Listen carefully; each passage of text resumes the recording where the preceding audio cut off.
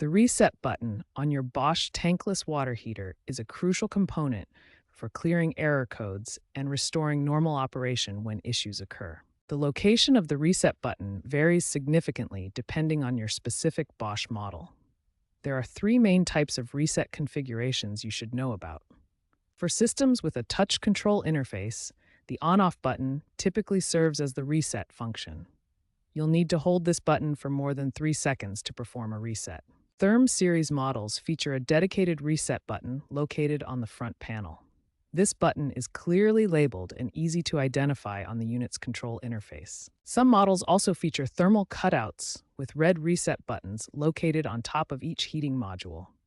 These are safety devices that protect against overheating and require manual reset after activation. Always consult your unit's installation manual for the precise location of the reset button on your specific model.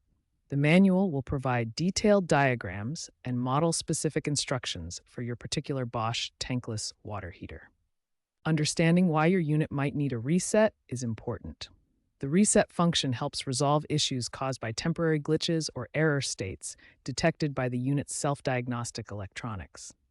There are several different reset methods for Bosch tankless water heaters, depending on your specific model. Each method serves the same purpose but uses different controls. For units with a touch control interface, the reset process is simple. Hold the on-off button for more than 3 seconds to reset the system. For Therm series tankless systems, look for a dedicated reset button on the front panel.